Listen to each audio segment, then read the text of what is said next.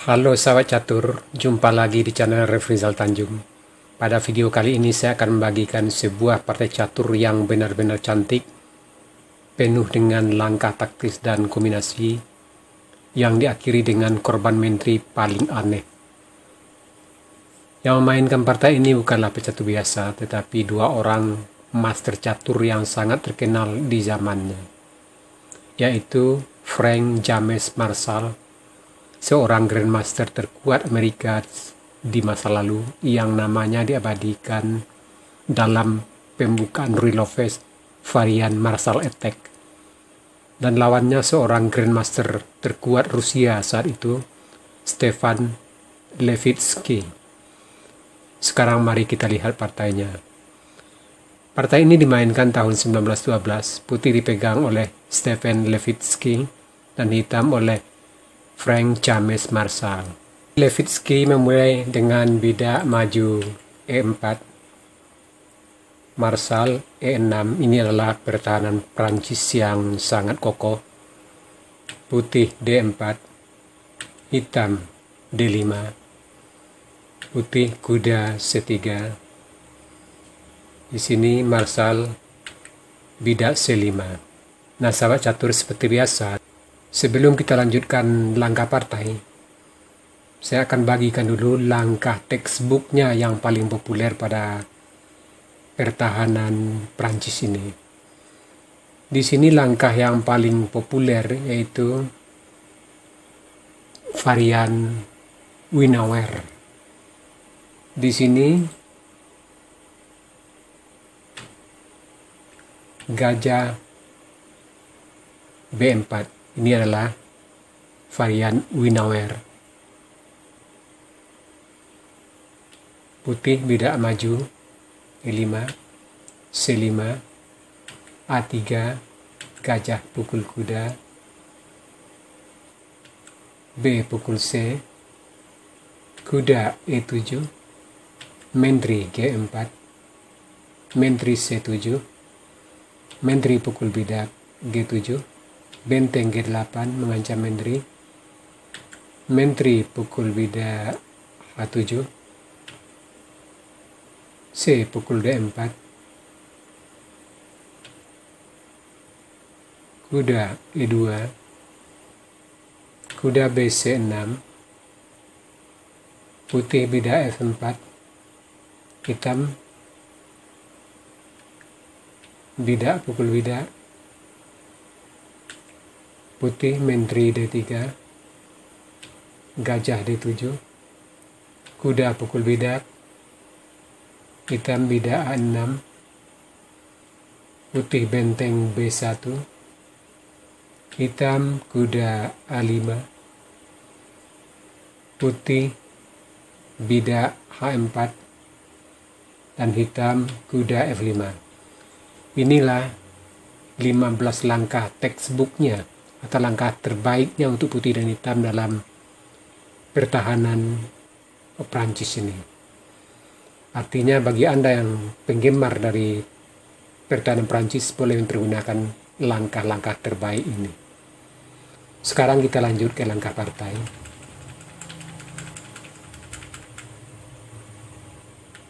Di sini hitam bidak C5,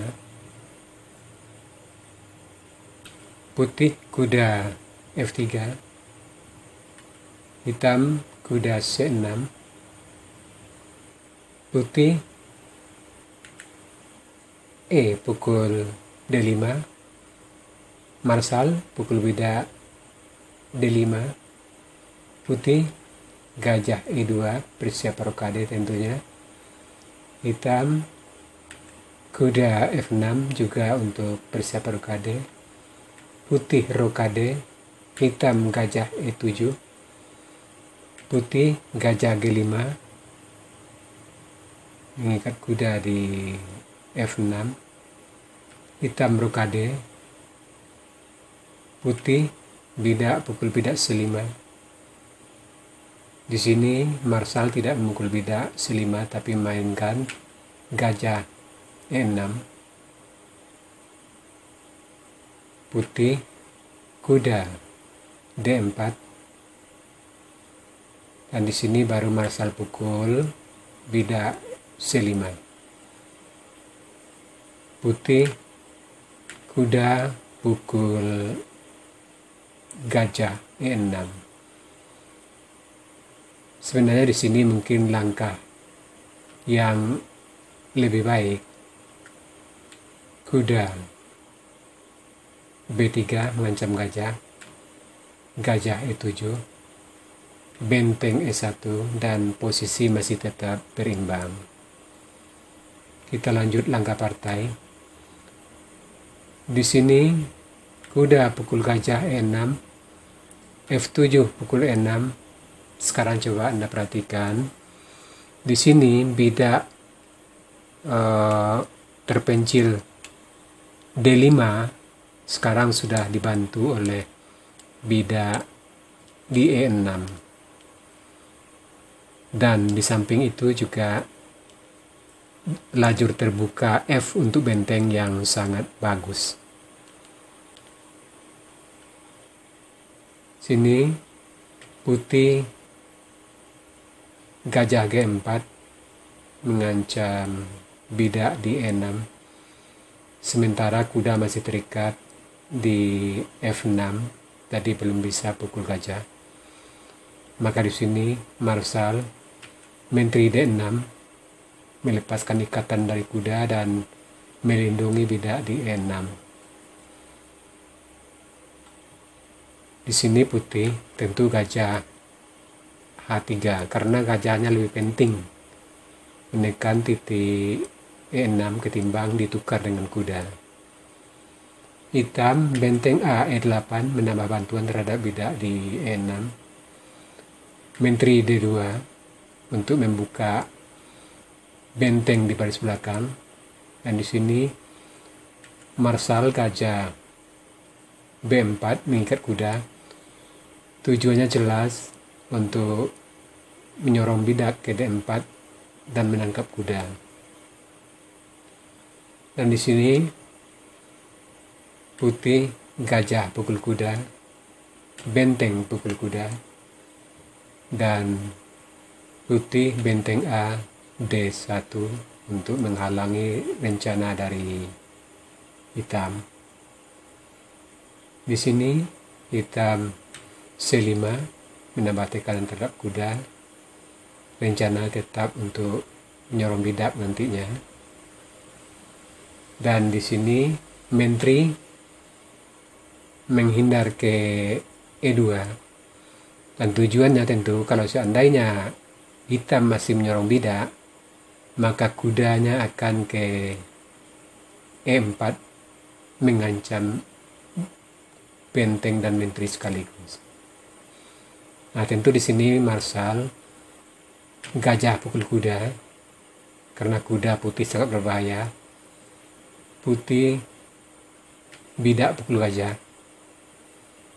Dan di sini marsal lebih memilih menteri pukul bidak G3 dan dia membiarkan bidak D5 dipukul putih. Dan benar di sini putih pukul bidak D5. Sementara bidak E6 masih dipin karena ada benteng yang gratis di baris belakang.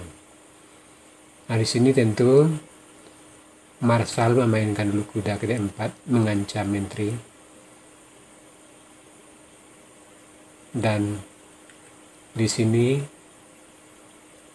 putih menteri H5. Sebenarnya di sini mungkin lebih baik menteri tetap berada di lajur E dengan menteri E4. Bila benteng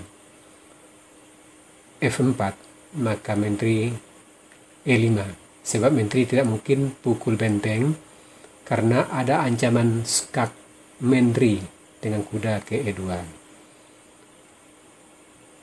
Di sini bidak maju H6, bidak F3, E pukul D5, menteri pukul benteng skak, raja H7, raja H1, dan posisi putih tidaklah sejelek yang di partai. Sekarang kita kembali ke langkah partai. Di sini putih menteri H5. Tujuannya untuk menyerang benteng di E8. Dan di sini Marsal tinggal menjalankan benteng ke F8 sambil menumpuk di lajur F dan mengancam pukul benteng di D5. Dan di sini putih melihat ancaman terselubung benteng pukul benteng bila putih pukul benteng dan mat dalam 2 langkah. Maka di sini putih benteng E5 untuk melindungi petak di E1. Sebenarnya di sini hitam masih bisa memukul pida F2, dan bila benteng pukul benteng maka mat dalam beberapa langkah dengan menteri ke skak ke A1. Tapi di sini bila hitam pukul benteng pida F2 dan putih mungkin bisa benteng ke B1. Maka di sini Marsal lebih memilih benteng mengancam menteri ke H6. Di sini putih menteri G5, benteng pukul gajah. Di sini putih tidak mungkin memukul dengan bidak karena ada ancaman skak menteri ke F2, ke F3. Dan di sini putih memilih benteng C5 mengancam menteri.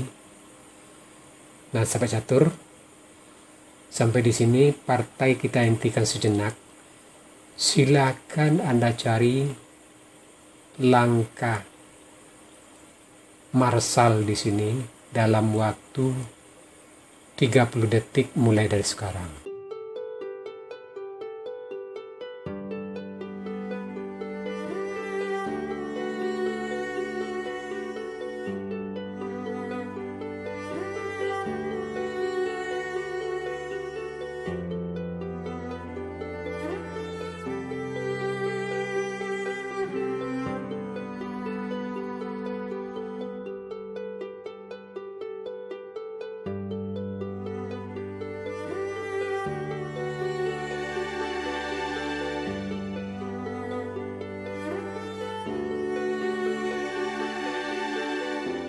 Iya, sahabat catur, di sini Marsal melakukan langkah korban menteri yang sangat aneh. Menteri G3. Coba Anda perhatikan, ini benar-benar aneh kalau kita perhatikan secara sepintas. Dan putih setelah menghitung segala kemungkinan, maka di sini dia menyerah. Sekarang coba kita bahas satu persatu jawaban putih. Di sini seandainya putih beda H pukul menteri, maka kuda E2 skak mat. Bagaimana kalau beda F yang pukul menteri, maka kuda E2 skak raja terpaksa ke H1, benteng pukul benteng juga skak mat.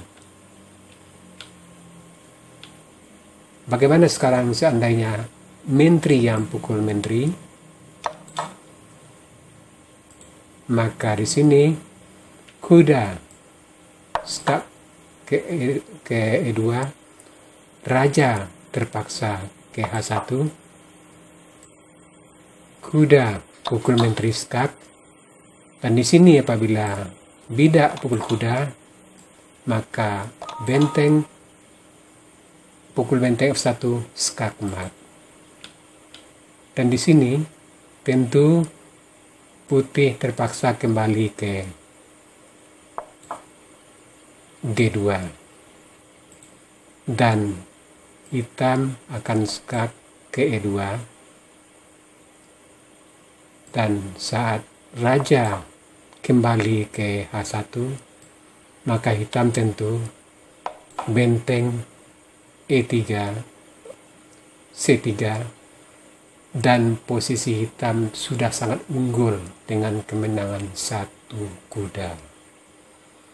Nah sahabat catur, itu tadi sebuah partai yang benar-benar cantik dengan pengorbanan menteri yang sangat aneh dari seorang Grandmaster catur, Frank James Marshall.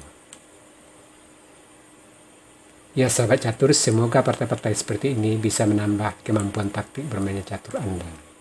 Sekarang kita masuk sesi puzzle. Tema puzzle kita kali ini decoying atau memikat. Silakan Anda cari langkah terbaik putih di sini dan berikan jawaban Anda di kolom komentar. Untuk jawaban yang benar saya akan mengepinnya agar sahabat catur lain juga akan mengetahuinya. Oke sahabat catur, sampai di sini dulu video saya kali ini. Terima kasih buat Anda yang sudah menonton. Sampai jumpa.